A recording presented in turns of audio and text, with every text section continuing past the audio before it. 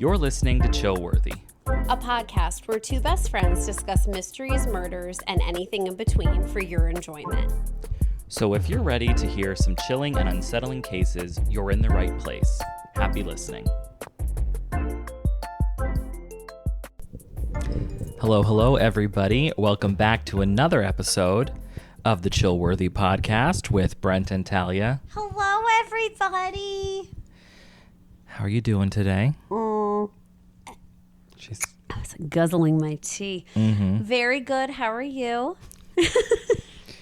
Doing fine. Yeah. It's very nice out today. It is very nice out. Yeah. I mean, of course, still cold, but so sunny. But the sun is nice, yeah. Yes.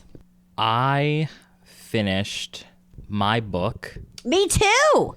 Well, that's nothing new for you, but for me, Yeah, it is. I think that I would say this was one of my favorite books of like recent history, I would say. Wow. I would say more than On a Quiet Street. Get the hell out of here. More than that. I would say. Yeah. Oh no, I'm getting books confused. You were kind of lukewarm about On a Quiet Street. I was thinking House at the End of the Lane, Ocean Lane, whatever that book is that you really like. I was thinking The higher Ocean than at the that. End of the Lane. No. Yes, and I thought, oh shit, this is like a really big favorite of yours. I liked On a Quiet Street. That was like the Desperate Housewives sounding one, yeah. But this one was The Clinic, which I told you about. Oh, with the sister, yeah. I loved the setting. So like the premise of the book is a woman who is like a drug addict and she, you know, certainly enjoys her alcohol, and she works at a casino undercover. So she's like very functional with this. Right.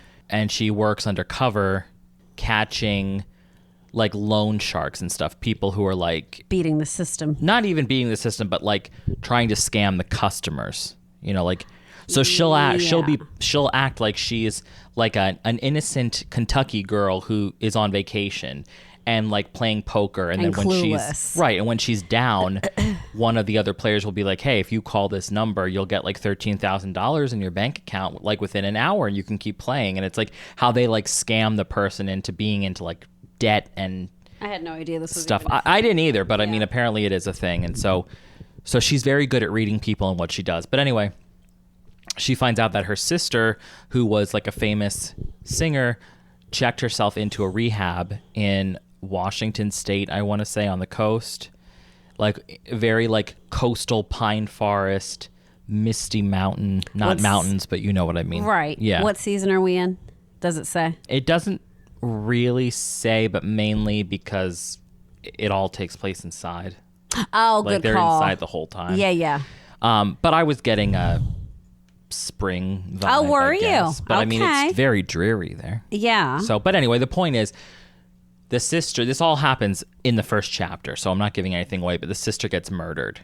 And so now the girl decides she wants to go to this rehab, which isn't totally a bad place for her if you, With her right. issues that she's, Yes. demons that she's battling. Yes. And so, because she wants to find out what happened to the sister. So she's not undercover, but she's not telling anybody who she is. But like, so she did qualify to go there Yeah. based off of like what she's facing, but they don't know the connection, the family connection. Right, You're saying. right. So the patients don't know, the doctors don't know. It's a very small group of doctors. There's only 2 psychiatrists, a couple of nurses, and like, but it does switch back and forth, which whatever. I'm just accepted it. I've accepted it. Okay.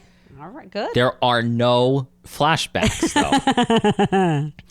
It switches between her and the person who runs the house, not like a doctor, but she's like the person just who runs like the house whole manager, sort of resident manager. I don't know. And what I liked was, because it was an audiobook, they had different voices, which was easier to keep track That's of cool. who it was. But anyway, loved it. Very like, Wow.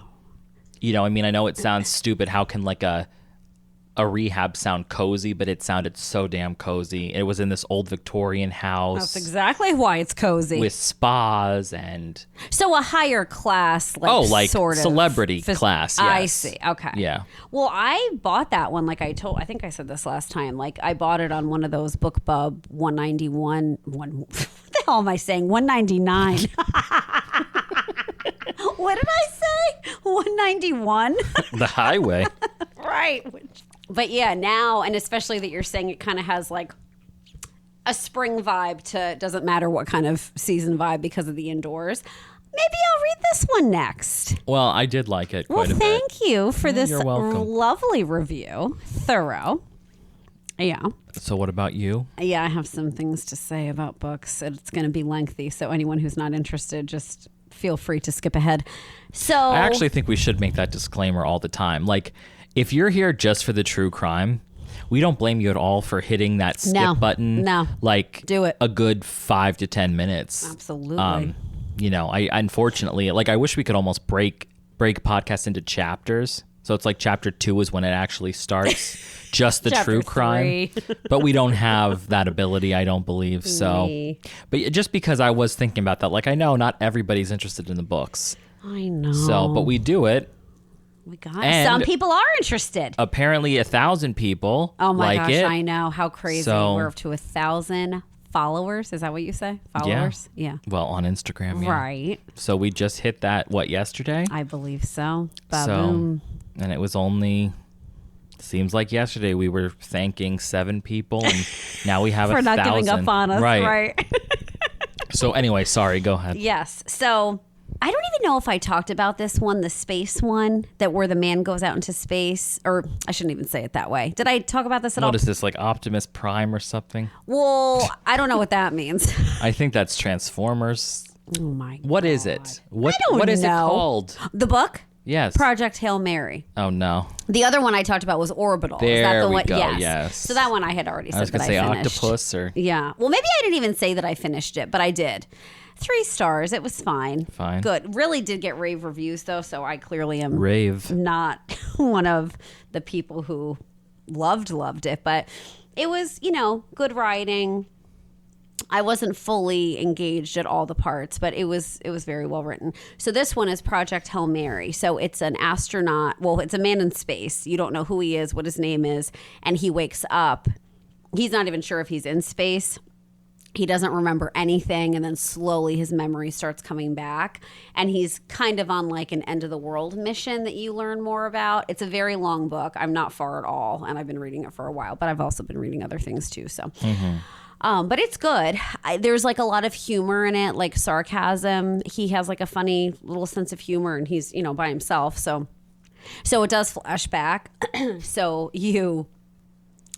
as he's kind of like gathering his memory, and it's like things are coming back to him, it's explaining like how he ended up where he is. So it is good. I mean, it's well done. I did start We Spread after our last episode. And what were your thoughts on that? I liked it. It definitely, what is the author's name? Ian Reed? Yes, but it's spelled strange. Like Ian. Yeah. Yeah.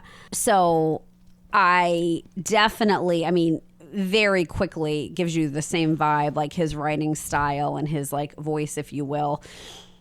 Like, I'm thinking of Ending Things, which, by the way, I want to reread because it's been so many years. Obviously, it stuck with me. Obviously, I remember it, but I just want to kind of give myself a refresher. So I need to get back on like a list for Libby for that. Not get back on a list, but get on one. I didn't enjoy We Spread as much.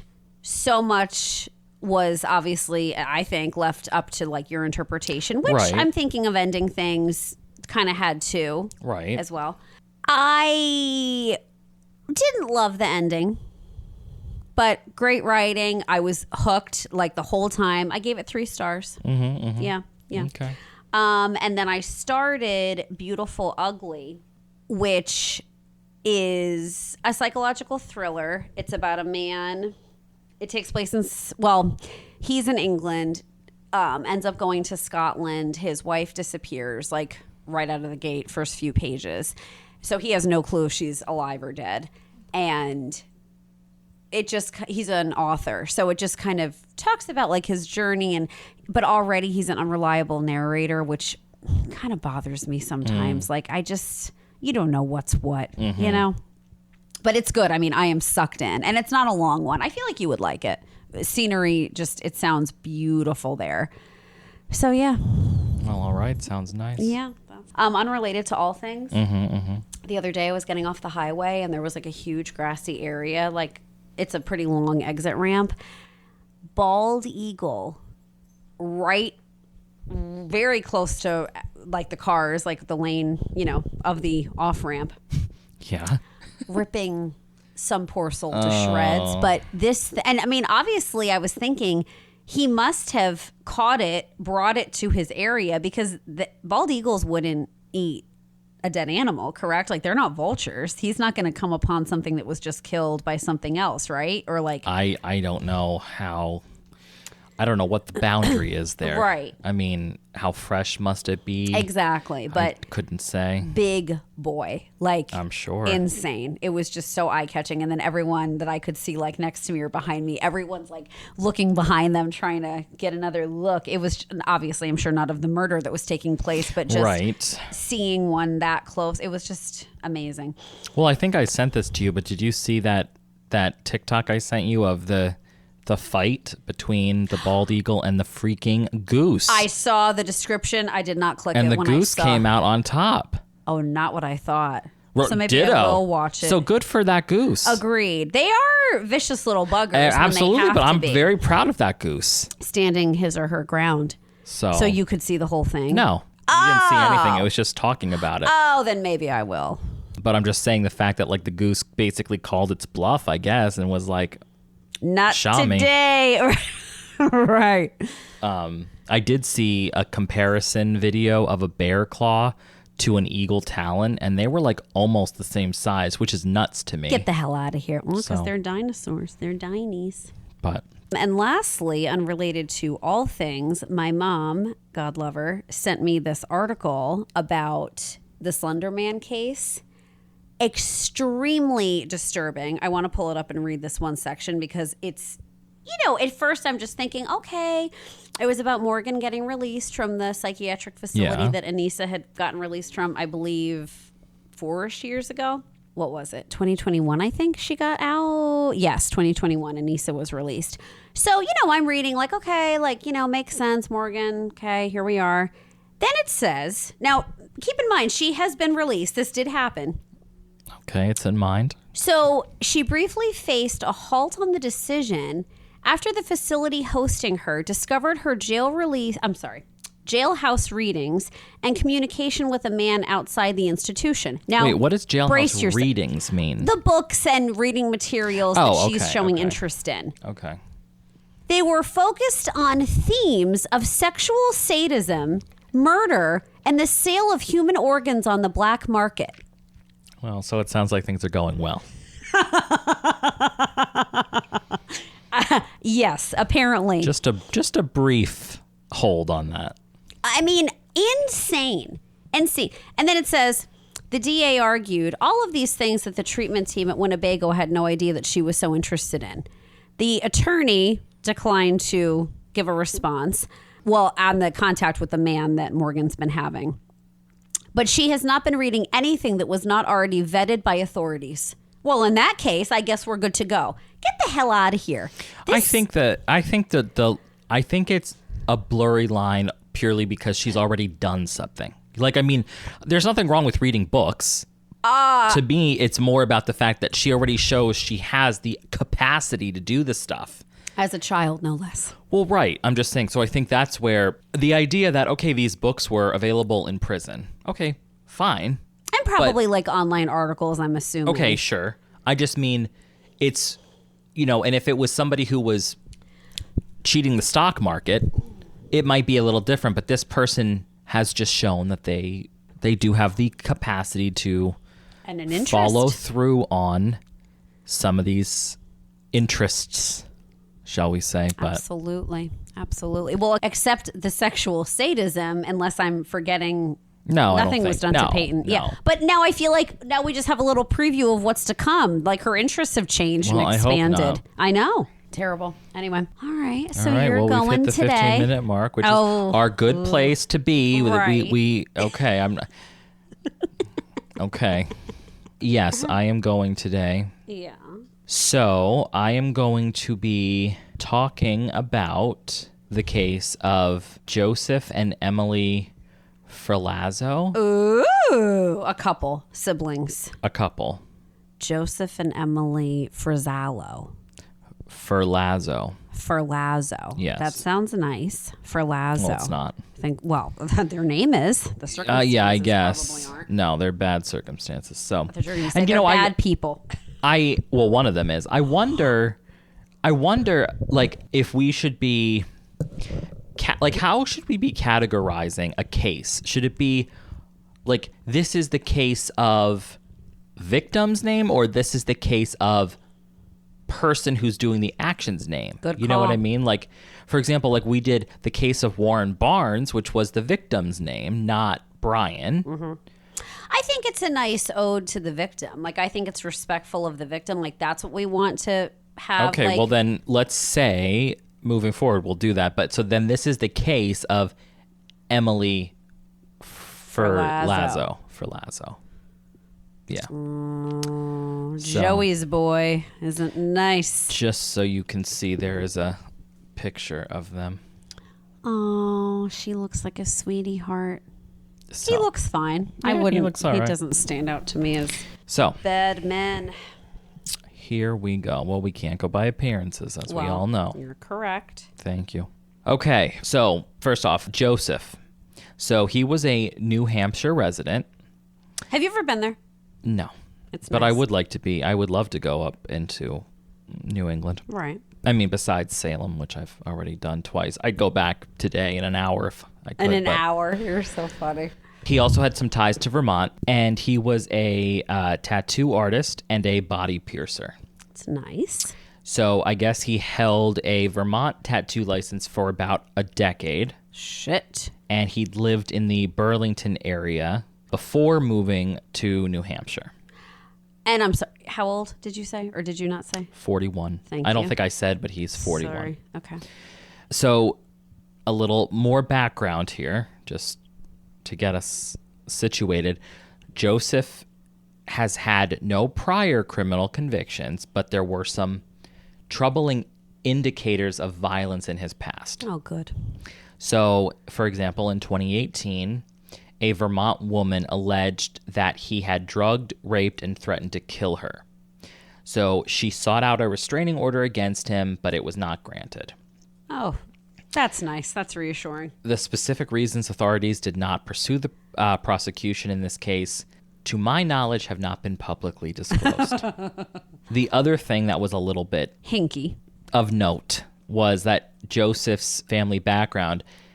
His stepmother was murdered in 2009 in Pennsylvania, and it remains an unsolved stabbing. And they claim that there is no direct link between Joseph and this 2009 cold case stabbing of his stepmother. So, interesting.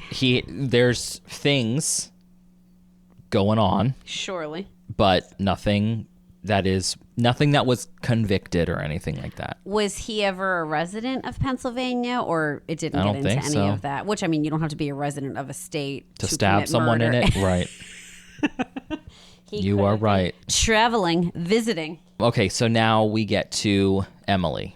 So Emily was born July 25th, 1999, which I think makes her would have made her 25 at the time. No, I think like today. Yeah. Like this year. Okay. So she was born in Plymouth, New Hampshire. A little bit about her. From a young age, she exhibited a very vibrant and caring personality. She loved animals, and she had a passion for singing. And her mother, Adrienne, has told people that she had a very beautiful voice, and she could stop a room cold with her singing. Wow. So throughout her school years, Emily was actively involved in cross country, track and field. She attended schools in Hopkinton and Orford before graduating from Concord High School, which makes me want grape juice. Oh, hell yeah. She had a wide variety of interests, which included painting, running, photography, and volunteering at the Renaissance Fair. Have you ever been to one of those? I have. I've only been once. I did like it. It's certainly an eclectic crowd. I think I remember who you went with. An old coworker of ours. Yes. Yeah, and her family or something. No. Oh. I thought there was like a little group. But it was fun for sure. I would go back. Would you?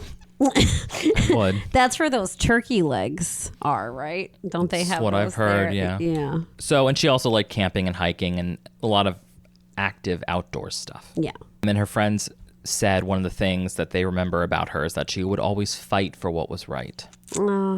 So in 2019, she became a licensed nursing assistant, and she worked at the Lakes Region General Hospital in New Hampshire. Even though despite she had this dedication to nursing, she really wanted to be a cosmetologist, aiming to help people feel good about themselves. So obviously all around, she sounds like a lovely, lovely girl. Yes. In 2020, Emily met Joseph. And after a brief romance, they got engaged. Oh, yikes. In September of that year. And they got married 1 month later. What? In October of 2020. Which would have been during COVID. Absolutely. So the couple lived in a converted bus, embracing a nomadic lifestyle with dreams of traveling and exploring the world. Some of them are beautifully done. Beautiful. Oh my God, of course. Yeah. Yes. Yeah. So they initially lived in Vermont, and I guess Essex Junction was listed as their hometown, but they had stayed on various different properties, including the property of Emily's mother and stepfather in New Hampshire. And just for shits and giggles, I decided to get you some statistics. Thank you so much. Van life. Well, I'm excited. Let's hear it. So now the most recent thing I could find was from 2022. But approximately 3.1 million Americans in 2022 anyway, embraced van life. Shit, that's a lot. Which apparently from 2020 had risen 1.9 million. 63% growth in just 2 years. People lost their homes. Well, I was going to say, so it said that the trend had been influenced by various factors, including the rise of remote work probably from COVID. Right. And demographically, right, we've got 51% of van lifers, I'm putting that in quotes, live in their vans full time. 36% live alone, while 44% share their space with another person. Vehicle type, 43% reside in a converted cargo van type of thing. Like one of the what Amazon death could vans, drop. I guess. Shit. Okay. Cargo van, right? Yeah. I just feel like that's so small for that, but yeah, I guess. Well, 18% in passenger vans, which this is what they were in, like a Lanta bus kind of thing, Right. And it said 13% in Volkswagen vans and 6% in just normal RVs, which is so crazy that that's the smallest percent is the RVs, the most comfortable of everything, but whatever. Right. And you also didn't mention school bus. Well, you got me there. I'm not saying it's your fault. I'm just saying it's interesting that wasn't part of the research or the results, the statistics. Well, I apologize for that. Well, I'm not condemning you. I'm just saying. Age groups, 31% were 35 to 44 and 29% were between 25 and 34. Oh, yes. Okay. So there's a slightly higher in the older group. Which I also wouldn't have thought. I wouldn't have thought either. And lastly, geographically, the states that have the highest population of van lifers are states like California, Colorado, Florida, Oregon, and Washington. Fascinating. So, yeah. Well, take thank that you as for you will. all Well, of you are welcome. these tidbits. That's very nice. Wow. So now that we have this scene set, they're married, quick marriage. Yeah. They barely know each other. Right. They're living from place to place, setting up shop at different areas, whatever. Mm-hmm. So they have a very adventure-seeking, thrill-seeking lifestyle, I guess. But there were some serious red flags. Besides him raping women, but I guess she didn't know that I'm yet. assuming she didn't know right. that. So the family later reported, Emily's family later reported that they suspected that there was domestic violence happening in the marriage. Why? What did they see or hear? I'll tell you. Yeah. Oh, yeah. So Emily's mother, Adrian, she told investigators that she had seen her daughter with various like scratches and bruises on multiple occasions. And like I said, I mean, these friends and families suspected abuse was occurring behind closed doors. Like that freaking which is a book that's incredible. BP Paris, terrifying. Terrifying. I think it's BA Paris.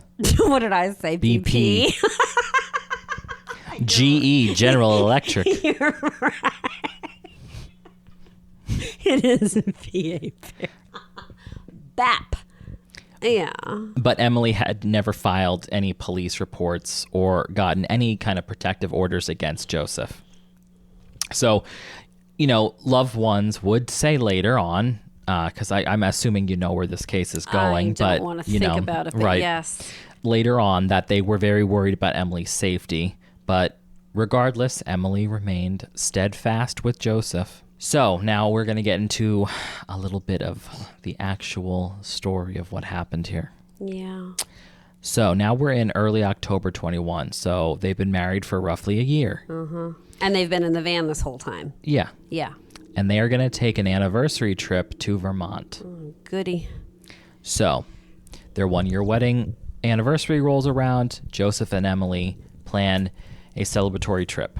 So they drive their converted camper bus from New Hampshire to Vermont in October 2021. Mm-hmm. On Friday, October 15th, 2021, they arrive in the town of Bolton, Vermont. So when they get there, they meet up with Joseph's sister, who was visiting Vermont with her boyfriend.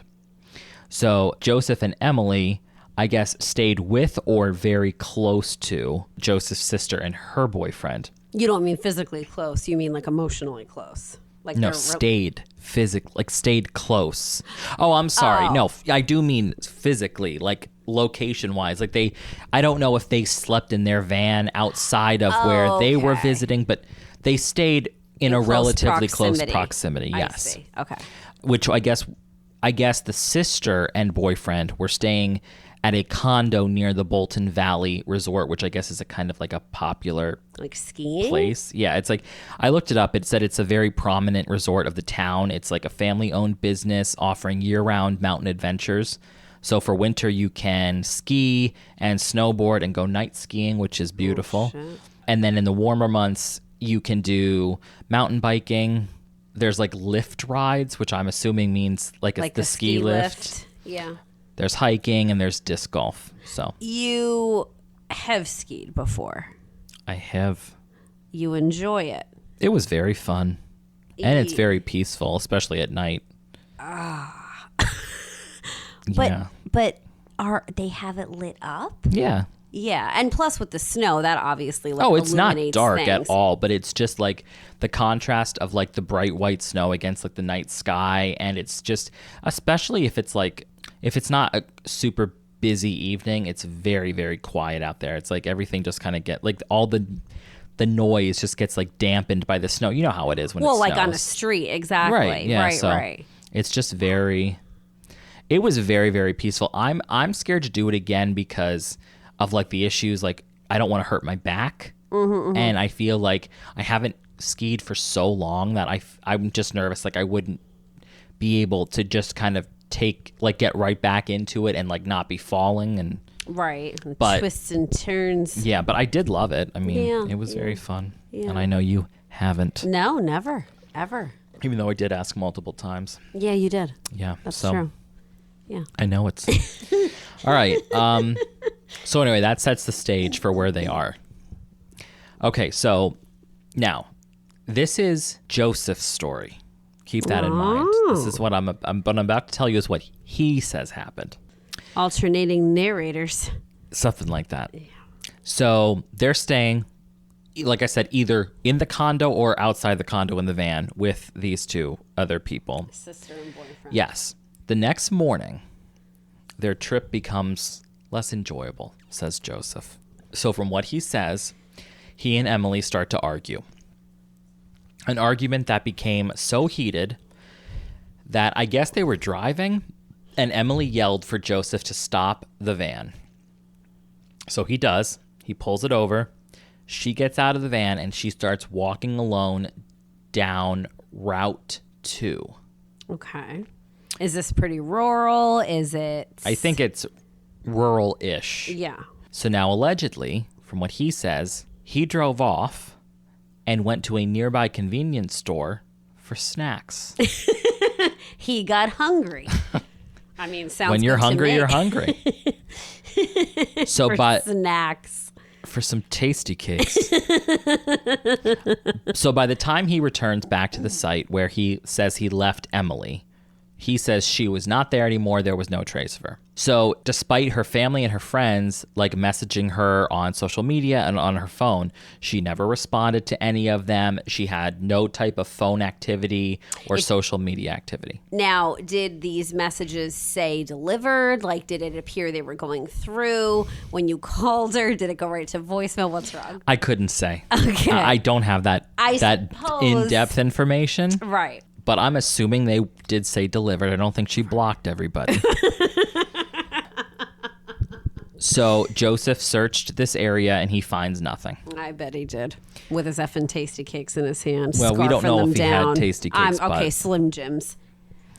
I would say he seems more the type to have a Slim Jim, to be honest. Agreed. I don't picture like a body piercer tattooer getting tasty cakes. Oh, well, I disagree with Oh, that. I definitely disagree with that. But just based off his picture, I could see him with a Slim Jim. So literally days pass now. 2 days pass. This is horrible. And on Monday the 18th. Can I stop you quickly? I can't stop you if you wanted to. I don't know what the hell that means. Just quickly. Did they have footage from the convenience store? He did, in fact, go in for his snacks, which I suppose is a moot point. I don't have that information. Fine. Great. Okay. All right. Now we're at Monday, the 18th of October. So Joseph just goes home. He goes home to New Hampshire without Emily. He's not broken up about their anniversary trip getting interrupted, apparently. Well, I think bride that's going missing. I was going to say, I think that's a little bit less important about the anniversary trip versus the person just disappeared. You'd think he'd stay to help with a freaking search, to do his own search. I don't to think be there was a desperate, search to happening. frantic. I don't think he told anybody. He didn't report her missing. I don't think so. Not yet. Oh, I'm getting the chills, man. So Chillworthy. So he goes home on the 18th of October. Obviously, now that he's home, it doesn't take too long for Emily's parents to be like, Shami, where the hell is she? Where is our daughter? So they were already worried because if you remember, she wasn't responding to messages or anything. Yeah. So in this conversation, when they're saying like, where the hell is she? Mm-hmm. Joseph informs Emily's mother and stepfather that they had an argument and neither one of these people bought what Joseph was peddling. Emily's disappearance was a complete shock to the family. And they did say, of course they noticed slight changes to her personality since she got married to him. Like what? Well, like just closed off. Yeah. But they still were like, this is completely out of character for her to just literally walk out into the woods by herself and never come back. Like, that is not at all what we have come to expect from our daughter. Another weird thing that they noticed was that when Joseph came back home, he didn't bring the house with him. He decided he changed cars. So the camper van that they had spent the literal months converting, making into a home, like both were pretty excited about, transforming this, was just gone. And instead he comes home with just a Jeep Wrangler. So where was he going to be living if that was their home? I assume because they were staying on their property, I guess he was living at the parents' house. Her parents' house. Oh, God. Yeah, because the freaking van was the crime scene. Probably. So nobody was understanding what the hell was going on, and he was not given any explanations. Just looking shadier and shadier. Yeah, I'll say. By the end of the day, on Monday, Emily's family's anxiety and concerns over where she was just obviously reached a fevered pitch, if you will. And, the possibilities of her just getting lost and then he just leaving the state without her seemed to be completely ridiculous. Right. So they file a missing persons report. They file it, not he. Him. Right. Which, that has to put a spotlight on him. Like, he's already going to... yeah. Well, and he's already going to be looked at first because he's the husband. But P.S., goes missing with her, or I'm sorry, was with her when she went missing, and then doesn't even file it himself. Yeah. I mean, it's just outrageous. And it's not even like he's so mad and like whatever, like she's on her own, she needs to figure it out. He just is so, what do you say, like indifferent. You know, like, oh, she just decided to go. That's it. Yes. Show over. Yes. So now, and it was kind of hard for me because I didn't know how to put this together because, like I said, I wanted to tell that was his version. So that's what he said happened up until the police report. And then now the next thing I'm going to say is basically what the police ended up putting together and what really happened. Okay? So no, wait. Okay. You're saying we're going to talk about their investigation and then separate third thing is going to be what really happened. No, the investigation is what happened. What really happened. Right. Yes. So I just wanted to tell you his version because this is what he's saying. Like, hey, we were visiting my sister. She got pissed off. She left. I don't know where she went. I came home. I don't have a van life anymore. I'm, so that was his version. Okay. Now, though, what happens, like, once now that the police are involved, eventually, when Joseph gets brought in, this is what gets told by him once he confesses to some things. Okay. So his interview. Yes. Okay. So from his now different story that the police have put together, October 16th, 2021, this was a Saturday. According to Joseph's confession later, they did, in fact, have an argument that day, like he said. He says that Emily became physically aggressive, and she started punching and kicking him during, like, this argument that they had. And he, I guess, specifically said that she struck him in the arm and the groin area. I assume he did not share what prompted that behavior, if it was even true. I don't know, to be honest. I don't know what made them start fighting. So at some point, Emily decided she was going to step away and lay down and cool off for a while. Well, one would imagine it would be pretty hard to step away in a van. Well, I assume unless she they were left, outside. right, and then she took a little saunter around the woods. Well, she said she wanted to leave. Oh, lay down. Lay down. So, I mean, and maybe they were at some kind of place where, like, he was outside. I don't know. But anyway. So she does this. Joseph then eventually, like I said, now that he's talking to the police, he tells the police that after she laid down, he waited about 5 to 10 minutes, and then he decided to retrieve his handgun from a cabinet in the camper. And Joseph jumped on top of her, from what he's saying now, jumped on top of her. She was lying in bed, and he shot her twice in the head at point blank range. So, my mouth is gaping open. yes, for those who cannot see me, he just which is everyone. Offered. You can see me. You're not right. A ghost. Lucky me. Wait a minute. He is offering all this up in his interview.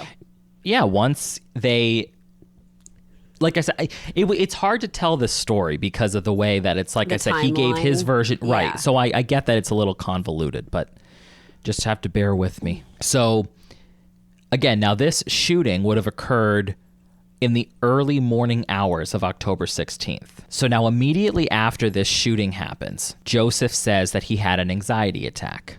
And when he saw all of this blood, he realized what he had done.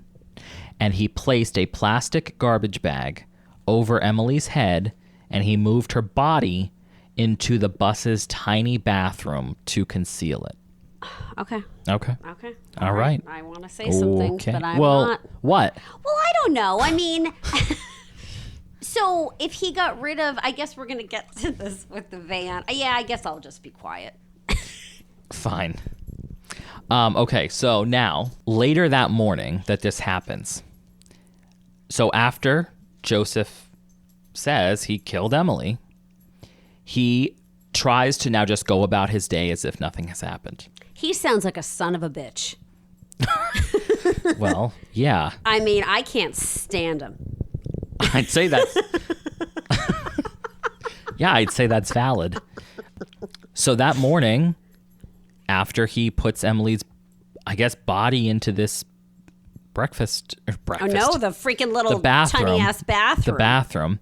He goes to breakfast with the sister and the boyfriend in Waterbury, Vermont. And where the hell did he say, what did he tell them where she was? She just decided to not go because she was still laying down in the effing bathroom dead? He made it sound like she was still sleeping. Oh my God. And, or I guess at the very least, she was unavailable. Well, I'm so glad he still had his appetite. So after breakfast, Joseph set his plan in motion to hide the crime. So what he does is he drives the camper van to St. Albans, Vermont, which is about an hour away, and he parks it at a friend's property. I guess this person lived on Meadowbrook Lane. So nice of him. Like, I love how he does this, and he's trying to conceal what he did.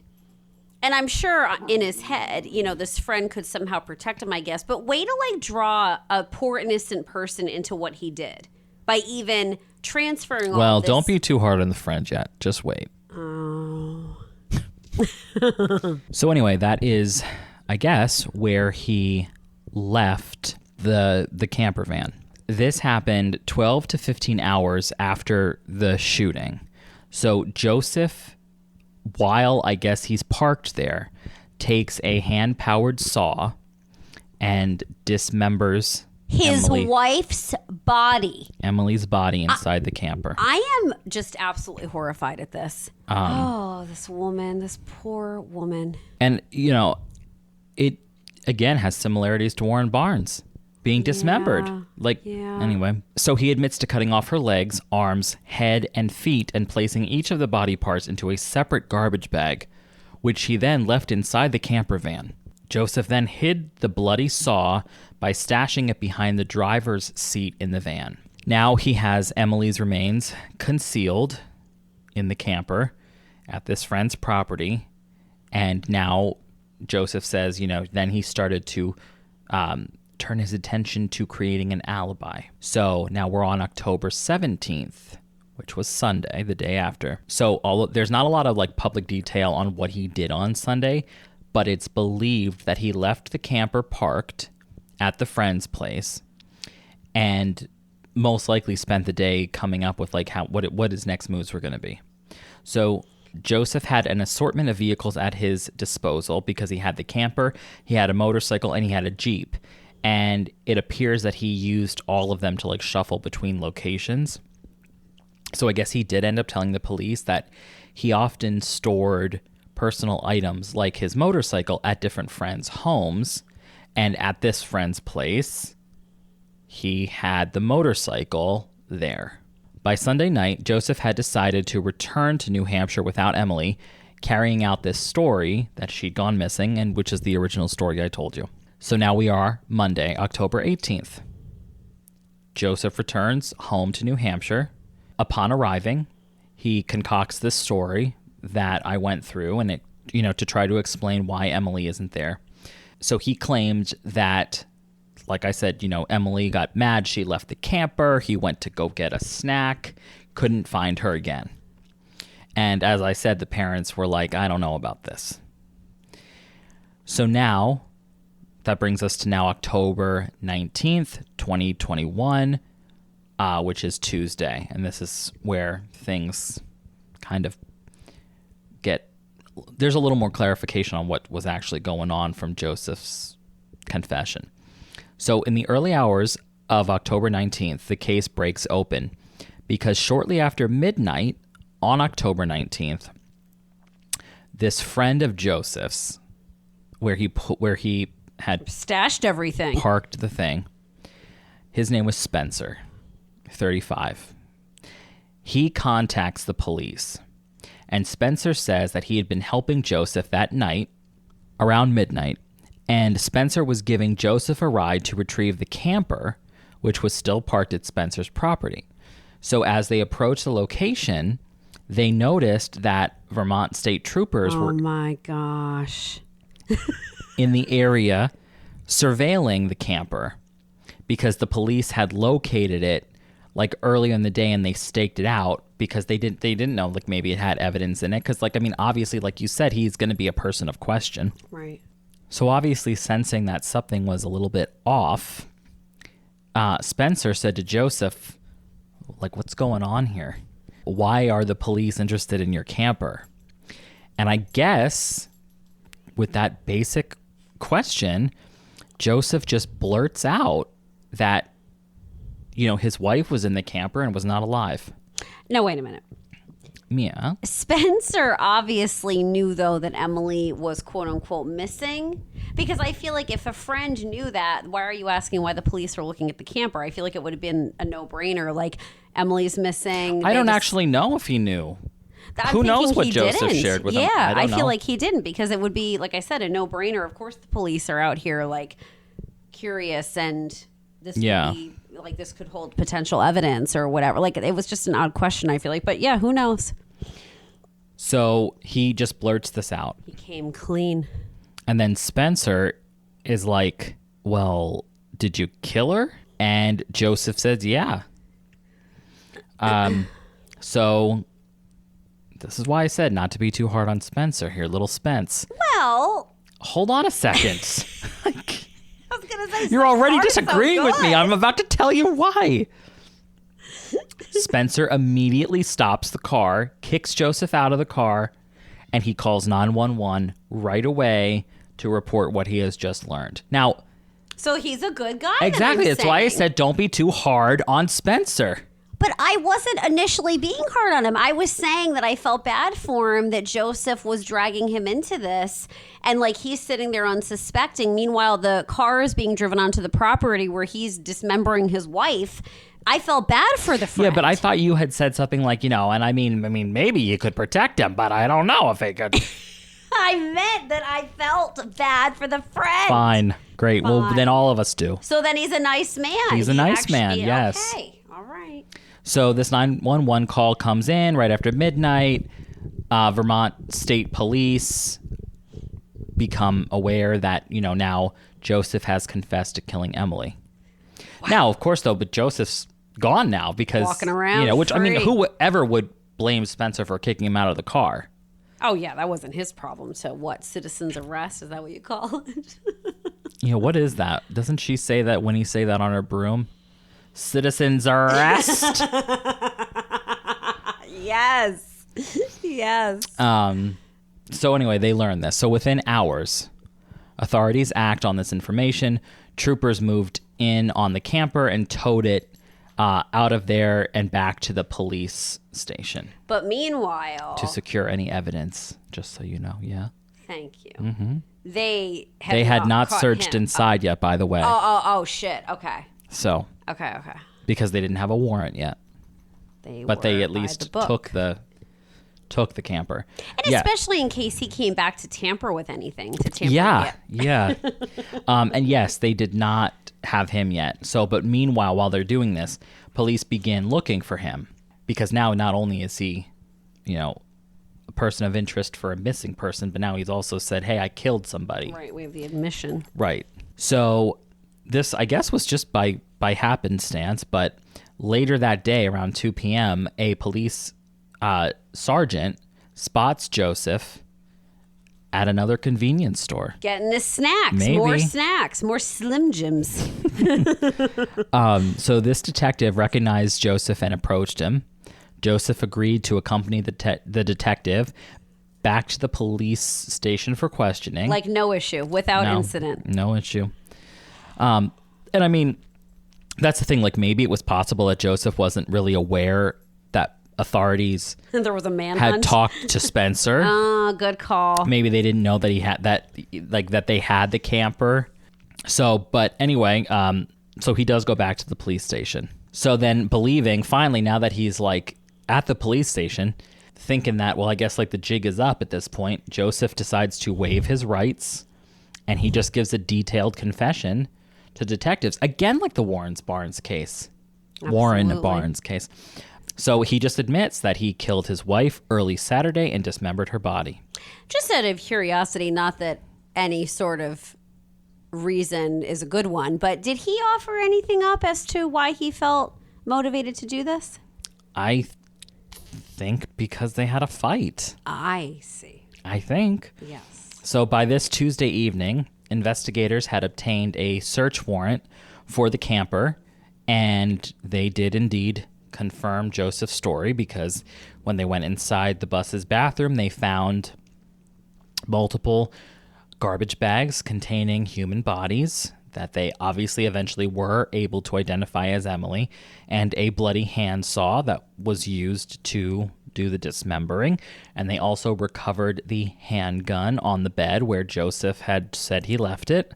And after they performed an autopsy, it was confirmed that Emily did die from gunshot wounds to the head, which consisted exactly to Joseph's confession.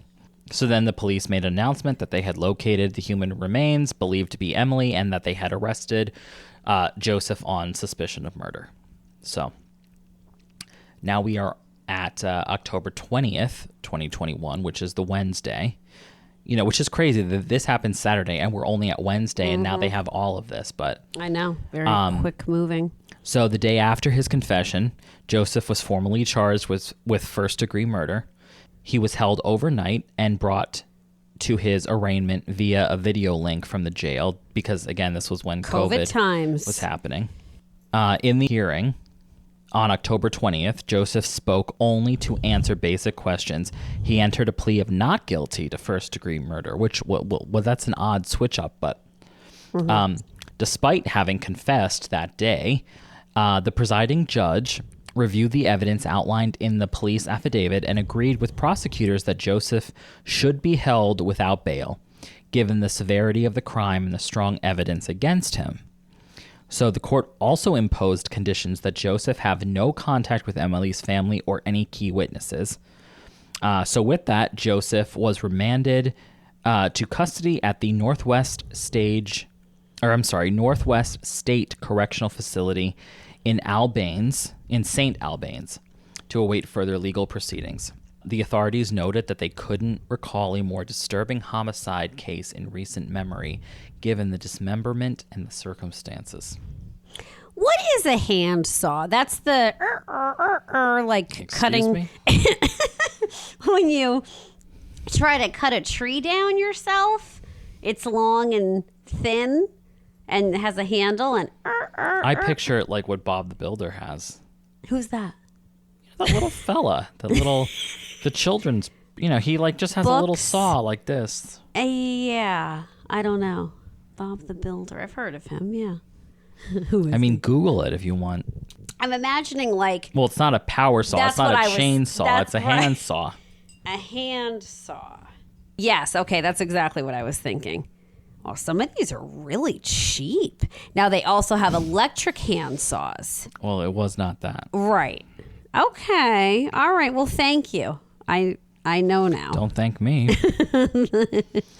So now, in the wake of Joseph's arrest, more background emerges, and the case proceeds slowly, but proceeds through the court system. So, as I mentioned way early on, that woman who came forward in November 2021 to share her account about surviving this violent encounter with Joseph. So she came forward in 2021. She said it happened in 2018. So they were saying that this is giving a little bit of insight to his potential pattern of physical inappropriate behavior, shall we say. The Pennsylvania police also decided to take another look at the 2009 unsolved murder of his stepmom, Joseph's stepmother. Although still, to my knowledge, they still were not able to connect anything with that. And how did she die? Do we know? Stabbing. Oh, stabbing. Yeah. Sorry. So all through 2022, Joseph remains in jail. So the pretrial hearings and preparation were underway. Then we get to 2023, and Emily's family pursued a civil action to hold Joseph financially accountable because they filed a wrongful death lawsuit. And in January of 2023, a Vermont judge ordered Joseph to pay $1.5 million in damages to Emily's estate and her family. And so the attorney for her family said that this was to ensure that Joseph could never profit from this tragedy. Like writing a book, right. participating in a documentary. Which makes sense. Oh, because totally. I was thinking that same thing. Like, well, okay, he doesn't have any money though. Like, what's the point? But that obviously does make sense. Like, you know, you put in a ruling so that no matter what you're gonna pursue, you can make some money, but it's not going to be your money. So like I said, obviously he didn't have a lot of money to his name, but one of the few things that they were able to recover some property of Emily's. One thing I guess I should have mentioned, but I forgot, was that they did actually share a dog. Oh, a little rescue dog named Remy. Oh. And he was unharmed. Thankfully. And he was also considered part of the estate, so he did get to go to, Her family. Emily's family. Good. Poor dog. So the criminal trial, it's still pending. Now we're at like mid-2023, and it's been decided that Joseph's case is going to move towards a trial date in late 2024. So that would have just happened. You got that right. So now here we are. So prosecutors in Chittenden County charged Joseph with first-degree murder, indicating that they believed that this killing was, quote-unquote, willful and premeditated. Given Joseph's detailed confession, the central dispute expected at trial was not whether he killed Emily, because he had already admitted it, but more so the state of mind of when he did it. So Joseph's defense team signaled that they were going to argue self-defense.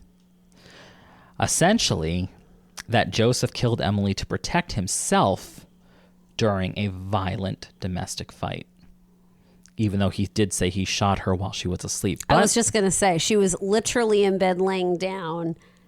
I couldn't remember if you said sleeping or not. Right, exactly. Which, if we're going to dig a little on this, there are how many, like that is a hot topic, shall we say, in domestic violence cases when the woman has killed a man after, years of ongoing abuse. He's not currently doing anything at the moment. He's sleeping, and she murders him to flee and be able to, have any semblance of. Which okay. Well, I mean that obviously that's a valid viewpoint. Well, and I'm not saying that that's what, I don't believe that in this case. I don't either, but yes, I would have never really thought about it that way until you brought it up, that like, I guess there are some parts where that could be actually defended that way. Yeah. So, but anyway, so like I said, they were going to argue self-defense. So now in Vermont, a self-defense claim requires showing an imminent threat to one's life or grave harm. So this is going to be a pretty high bar for the self-defense team as the facts, with the facts as they are known. So nonetheless, though, Joseph pleaded not guilty and the case proceeds. So there were some questions raised about Joseph's mental health. For example, he told police that he had an anxiety attack and a memory lapse during the incident. However, there is no public record of an insanity defense or incompetency filing.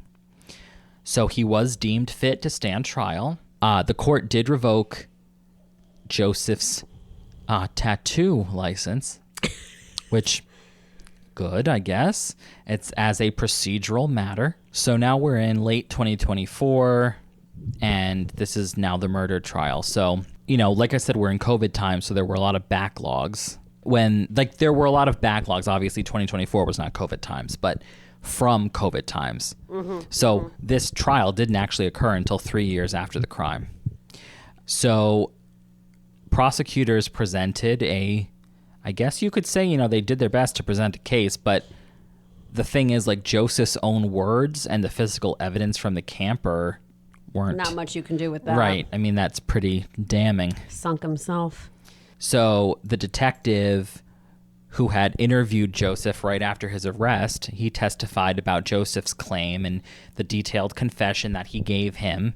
about, committing this murder. The prosecution introduced the affidavit of Joseph's statements in which he admitted waiting until Emily was asleep, arming himself, and then shooting Emily twice.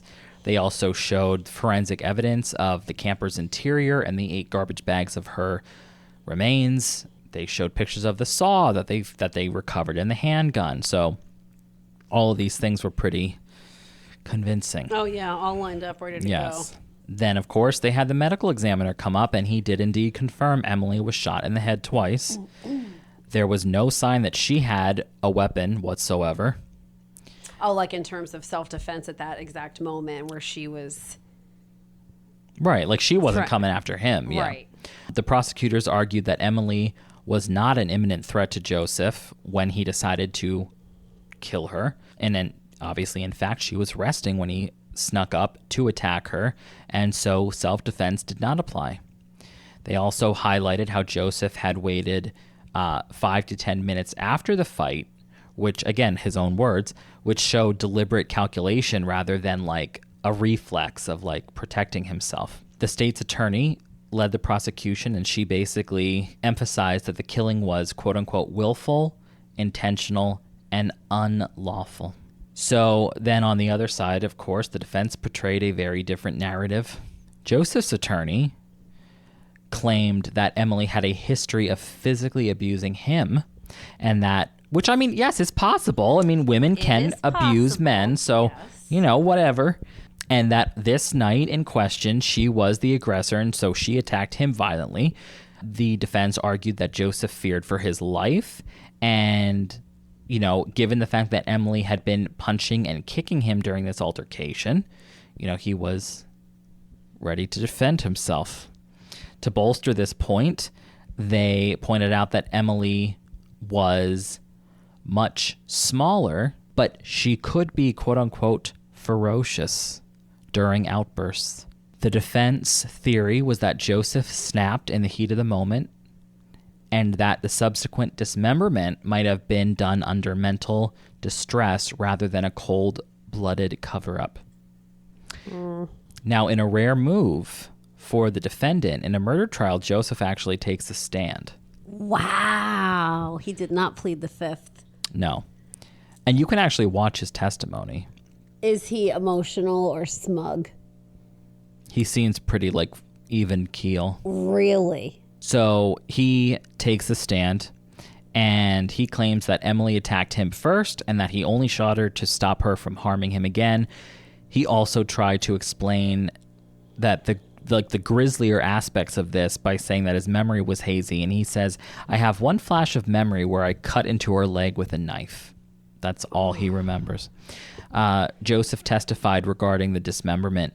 I have no other recollection. It made me sick. So, like I said, he was basically just insisting that all this happened in a blur and that his mental state was panic or shock. So now the verdict. So after everybody hears all this evidence, the jury rejects the self-defense claim. And in December of 2024, the Vermont jury found Joseph guilty of first-degree murder for the killing of Emily. The verdict came a little over 3 years after this crime, finally, I guess, giving a little bit of closure to Emily's family. The state attorney told the press that the jury clearly did not believe Joseph's story and, quote, were not able to match Joseph's statements with the evidence presented, end quotes. So basically, in other words, all these physical facts and Joseph's prior actions and the claims that he made were just not lining up to anything he was then saying in his defense. Right. I guess Emily's family was present during this, and they, just kind of started crying with relief at the verdict. Emily's mother was quoted in saying the verdict couldn't be any better. Those poor people. And she also said, for me, it was really just a relief and a feeling that we finally got justice for Emily. What a long road for that family. So with the first-degree murder conviction, Joseph faces a maximum sentence of life in prison. Under Vermont law, though, even first-degree murder does not carry the death penalty. The punishment is typically a lengthy prison term. So the law does require that a minimum term of at least 35 years happens. Before he would be eligible for parole. Right. As for appeals, Joseph's legal team has the right to appeal the conviction after sentencing, but no appeal has been filed as to even today. Well, this just happened. Right. I'm just saying, like, so yeah, we are in real time now, and they haven't filed an appeal yet. Right. So if an appeal is pursued, it might focus on challenging like the evidentiary rulings or the argument that the verdict was against the weight of the evidence. However, considering Joseph's recorded confession and, again, all that overwhelming evidence, it's pretty much like any appeal faces a huge uphill battle. Oh, he's donezo, I hope. So for now, as we speak, Joseph remains incarcerated, and Emily's family is just working to preserve her memory. And that is the case of Emily Ferlazzo. Very sad. Very, very sad. Yeah. And what a, who knows what happened in their relationship and when it began and everything, but you would think there were definitely red flags that she saw and obviously still pursued. Which I guess is kind of normal, though. I mean, people do that kind of thing all the time. Of course. And don't end up murdered and dismembered. So, true, yes. Yeah. That's also a good point. Yeah. What an awful, awful thing. And for her family, terrible.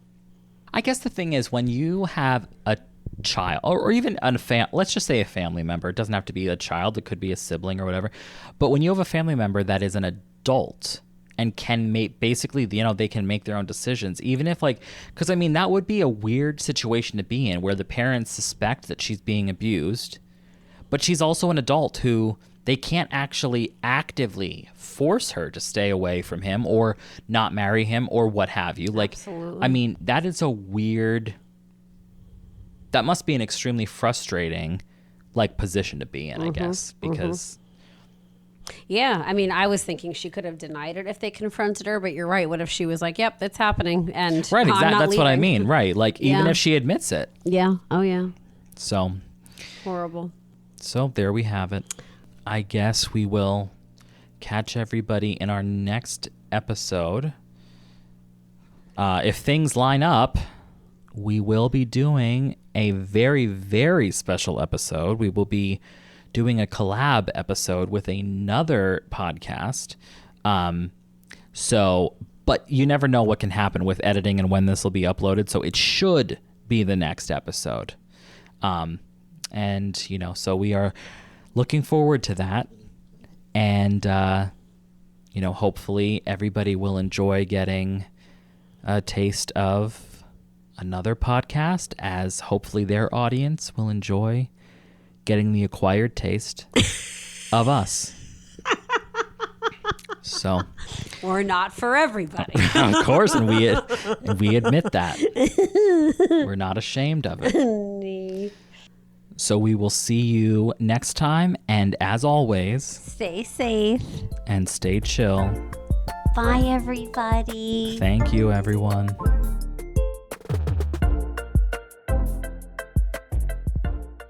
You've just listened to Chillworthy. Thank you for joining us on this latest episode. While we strive to keep our discussions engaging and lighthearted, we also wanted to take a moment to acknowledge the real lives and events that are at the heart of these stories.